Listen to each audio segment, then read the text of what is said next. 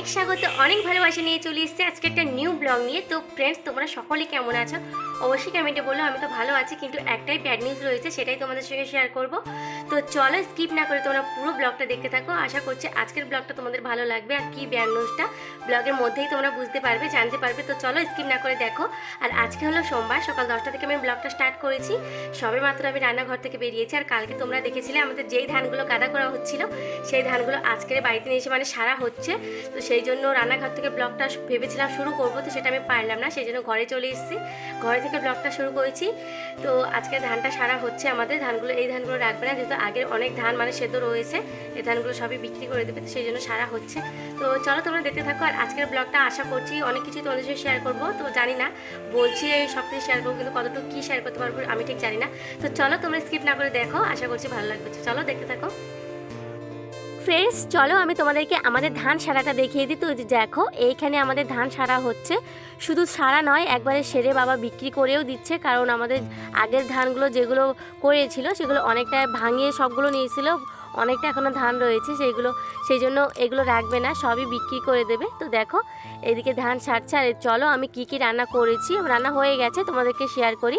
তো এইখানে দেখো আমি কুমড়ো দিয়ে আলু দিয়ে ডাটা চচ্চড়ি করেছি, হালকা করে মানে চচ্চড়িটা করেছি। আর তোমাদের দাদাভাই সকালবেলা বাটা মাছ নিয়েছিল, আর পাপান বাটা মাছের অনেকটাই কাটা, তোমরাই তো জানো। তো তোমাদের দাদাভাই পাপানের জন্য দুটো তেলাপিয়া নিয়েছিল, তো এখানে ঝাল করেছি, পাপার জন্য আলাদাই করেছি। আর এই যে পাপার জন্য আলাদা ঝাল দেওয়ার আগে থেকে তরকারিটা রান্না করে রেখেছি। তো চলো দেখতে থাকো, আবার তোমাদের সঙ্গে পরে দেখা হচ্ছে। তো তারপরে চলে আসলাম, দেখতেই পাচ্ছ খাটের পরে আমার অনেক জামা কাপড় রয়েছে।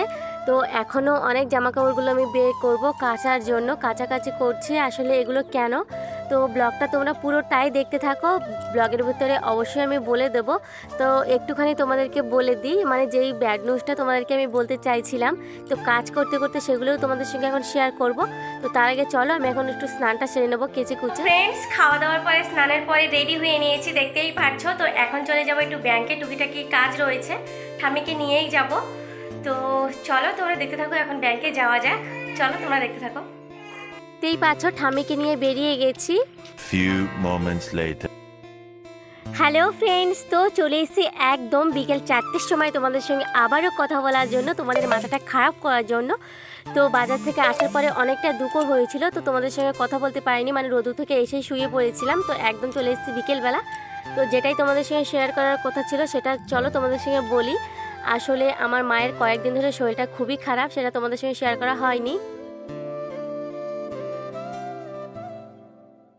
তো আমার মায়ের অপারেশন হয়েছে, অ্যাপেন্ডিক্স হয়েছিল। তো মা আমার এখন ডাক্তারের কাছে আছে, সেই জন্য আমি একটু যাব কয়েকদিনের জন্য। তোমরাই তো দেখেছো অনেক মেলা অনেক পুজো গেছে, আমি যাইনি। আর আসলে এখন যাওয়ার কোনো কথাই নয়, শুধু মায়ের অসুস্থতার জন্য একটু যেতে হবে। তো পাপান আর আমি যাব, তোমাদের দাদাভাই ছেড়ে দিয়ে আসবে গাড়িতে বসিয়ে। তো সেই জন্য আজকের অনেকগুলোই মানে কাচাকুচো করেছি, সকালে অনেকগুলোই বের করেছিলাম, তোমরা দেখেছো। তো সেইগুলোই এখন তুলতে যাব। এদিকে দেখো উঠোনটা আমার ঝাড় দেওয়া হয়ে গেছে, আর তোমাদের দাদাভাই জল আনতে যাওয়ার জন্য বেরিয়েছে, কিন্তু তোমাদের দাদাভাই পিছু লেগেছে পাপান। তো দেখো একদমই যেতে চাইছি না, তোকে আমি জোর করে রীতিমতো নিয়ে যাচ্ছি ঘরে, দেখতেই পারছো।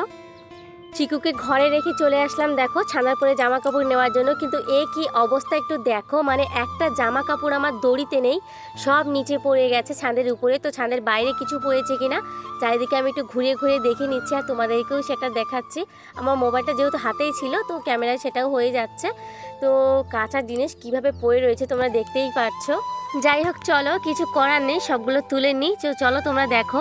আর জানো তো আমি কালকের যেহেতু বাড়ি থেকে যাচ্ছি, আর তোমরা অনেকেই জানো যে আমার বাপের বাড়ি উড়িষ্যাতে। আর যারা আমার নতুন সাবস্ক্রাইবার হয়েছো তারা হয়তো জানো না, তো যারা জানো না তাদের জন্য বলছি, আমার বাপের বাড়ি উড়িষ্যায়।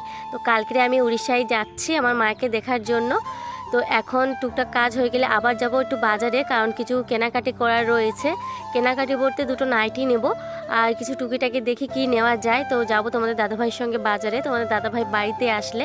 তোমাদের দাদাভাই জল আনতে গেছে, তোমরাই তো দেখেছো। তো ফ্রেন্ডস, ফাইনালি রেডি হয়ে নিয়েছি, দেখতেই পাচ্ছ। তো এখন চলে যাচ্ছে তোমাদের দাদাভাই আমি পাপান একটু বাজারে টুকিটাকি জিনিস নেওয়ার জন্য। সব কাজ, আরও কিছু কাজ রয়েছে তোমাদের দাদাভাই, সেগুলো মিটাবে।